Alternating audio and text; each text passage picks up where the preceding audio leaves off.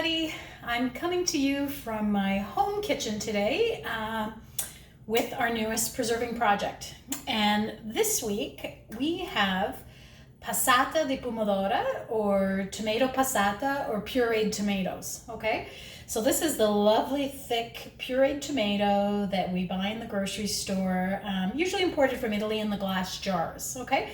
So I've got a great video that I've actually had posted for about a year now on YouTube that will go through the whole process for you.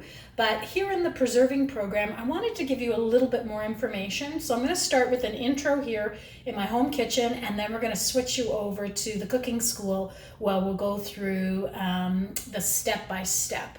But as we've done in the past, I want to go through all the equipment and everything we need to do this recipe. So I've got 2 sinks here filled up with tomatoes from my garden. So just like last week when we did the whole plum tomatoes, I've got my San Marzano tomatoes. Romas will also work great for this recipe, along with my eating tomatoes that I have in the garden that I figured they're not going to get eaten. So I may as well add them to my canning just so we don't have any waste. So I've got those as well. And then I've also got a few cocktail tomatoes in here, same thing. So, you know, it's important to know that you can can any type of tomatoes, but if you're buying tomatoes to can, the San Marzanos or the Romanos would be your best bet. But really, any type of tomatoes will work, okay? So I've got them in the sink just in some water where we're just gonna rinse them off, okay? And then I'm gonna come in close in a few minutes and I'm gonna show you how I prepare these for the first step of the passata. But before we do that, let's talk about our equipment. So I've got a sharp paring knife, or you could have a chef's knife and a cutting board. Okay, I prefer to do it in my hands with a small paring knife, so as you wish. I have a large pot here. I have a very large industrial size pot, but you could use any one of your kitchen pots would be great, okay? As usual, I've got all my canning equipment, my lifters, my magnet, my funnel. Now I have a variety of jars here for 2 reasons. Number one, passata, I will sometimes just need a small 500 ml jar for the recipes I'm doing. If I have all my children home or if I've got company, I may prefer a full 1 liter jar. So I'm actually going to do 2 types. You can do whatever type jars will meet the requirements of your household or your entertaining. Okay, so use whatever you have.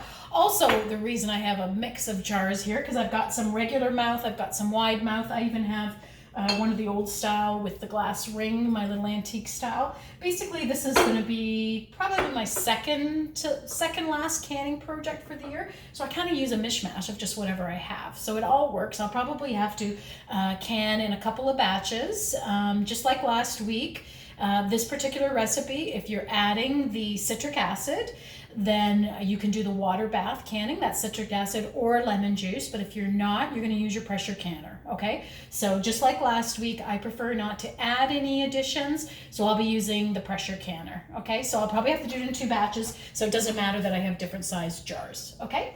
Then of course I've got my rings and I've got my glass lid for the antique jar, as well as my snap lids here heating up just like usual, heating those all up and ready to go. And I've got my water bath pot over here just to sanitize my jars. Okay, so that's all the same.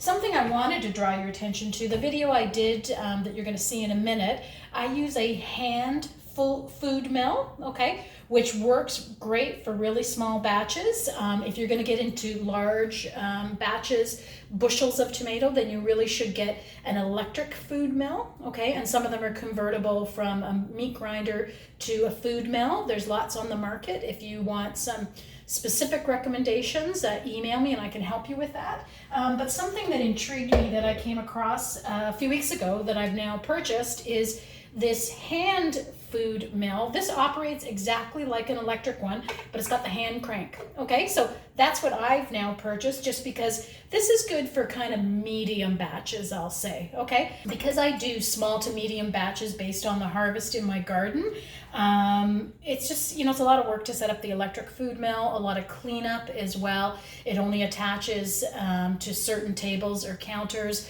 so it's a lot of work to just set up and dismantle and wash. So I prefer to use that if I'm doing a really big batch with bushels. This is the same idea. It's got the hopper where you can add them in and the grinder, the skins come out the end here, and the juice and the puree comes out here. The nice thing about this style is when the skins come out, you can actually run the skins through a second time to get even more of that really thick pulp that sticks to the skins, okay? When you're using a hand mill, you can basically process that or churn it as long as you want and continue to get every last bit of pulp out of the skins from the tomatoes. But with this one, they exit out this end, just like an electric one, and we love to just reinsert those, mix those with the fresh tomatoes that you're adding, so that you can get every last bit of that really nice thick pulp. So I wanted to show you my newest little toy. This can actually work with a suction cup on the counter, or it has a clamp that I can clamp onto the counter, okay? So I wanted to show you that new piece of equipment. So let's get in close and I'll show you how to get these ready to process. Okay, here we are in front of the sink now, so I want to show you how I prepare these to put into the pot, okay? So these are going into a pot. There's nothing in here. There's no oil or anything at all, okay? And you're going to see very shortly that we're going to sweat these in the pot, but I want to show you how I prepare them and put them in the pot. So right off the bat, I have a cocktail here. There's no marks or imperfections on here, so I'm just going to cut it in half, and you don't need to remove the core, okay? It's just going in like that. With the San Marzanos, again, there's no marks or anything on this. I'm not even going to core them. It's just going to get cut in half and into the pot. Okay, so here we are. Here's an eating one that's got a few little marks on it. Okay, so definitely we want to remove that black part and the core on this one, okay? So now we're left with that. We're going to go in. We may as well just remove that core while we're in there as well. There's a piece here. I'm not sure if that's bad or not, so just like I showed you last week, I'm going to smell it. Your nose is the best tool here. It's not sour at all. I think it's just got pierced when it was put into the sink, maybe to wash, or when it was handled today. Okay, so that's a really big one. That one I'm going to cut into quarters, and it's just going to go right into the pot, okay? Let's see if I can find another one. So just like last week, anything that's got a watermark or anything that looks bad, you're going to remove it, okay? So this one's got a little piece on the side. I'm going to remove it. I don't think it's bruised, but it smells perfectly fine, so we're just going to cube that. Okay, so basically you're going to go through and you're just going to cut these down so that the water will be released quicker. If there's no marks on them, you can just quickly cut them in half and put them right into your pot. Okay, so have a look. We're going to take you now to the cooking school video that I did. It's going to take you through this exact process to some beautiful passata. Okay, so please join us for the question and answer period this week, and we'll see you soon. I've got Stefano, my son, on the camera, so you will hear me talking to him, and I'll get him to come in close so you can see exactly what we're talking about. So we're going to talk today about passata. So passata is basically a tomato puree. Oftentimes when you find it in the grocery store, it's in a bottle just like this. And typically when it's in a bottle like this, it means it's imported from Italy. But you can make your own beautiful passata at home during tomato season. So this is what I want to share with you.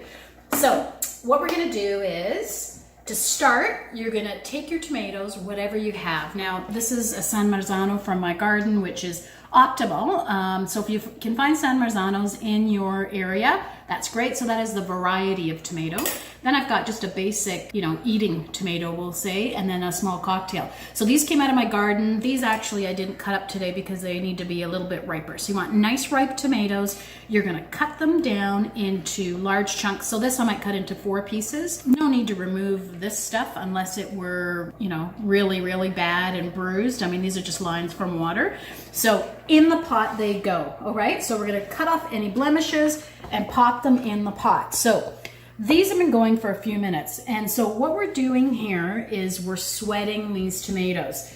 So by sweating them, there is nothing in here, just tomatoes, okay? So I started on high heat and then I turned it down depending on how big your pot is, how many tomatoes you have. It's gonna vary. So you can see now this has been going for a little while. All the liquid from the tomatoes has now been released, okay? So by sweating them, it releases that liquid, which is exactly what we want, okay? So that has happened. I'm turning this off. I've done some ahead just so I can show you the different stages here. All right, so the liquid has come out, and now what I've done with my first batch is I have ladled it into this very large colander lined with a cheesecloth. Okay, now I have a bowl underneath to catch all that liquid that we're draining away. So this is the big tip, okay? This is the big important tip here. You don't want to omit this stage, okay? Now, normally I would just put the colander right in the sink and have the liquid drain away, but in order to show you today, I've got it in a large bowl, okay? And every once in a while, you'll get little pools of liquid, so you want to move it around and just take that away. So the water is not a bad thing. It's just if you leave a lot of water in there, it ends up in your finished passata. I have some here that this is where we're going to end up. And you can see there's no liquid that's strained away from that. These were done a few days ago. That's just thick, beautiful passata, okay? And that's the trick, my friends, is straining away the liquid here. If you leave the liquid in there, you're going to need a lot more jars because you're going to have to contain that liquid. And also, too, when you cook this off to make your sauce, it's going to take a lot longer to reduce. So you're kind of eliminating that stage. And this is now equivalent to that thick, beautiful passata imported from Italy that we all use in those jars I showed you.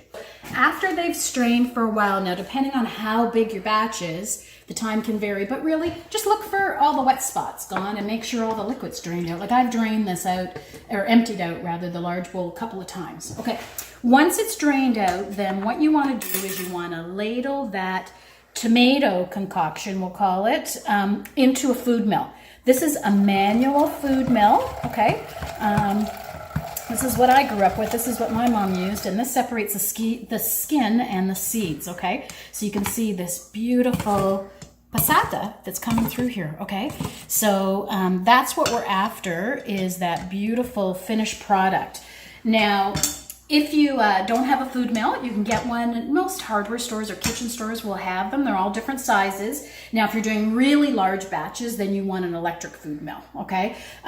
So I do small batches for my garden, and this certainly facilitates that. But if you're looking at a big production with bushels and bushels of tomatoes, then you want an electric one, because this would just take you way too long. Okay, so let's get rid of that.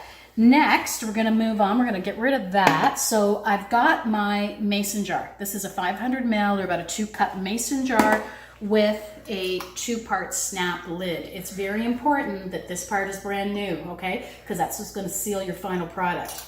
All right? So whatever jars you're using, you're going to get your ladle in there.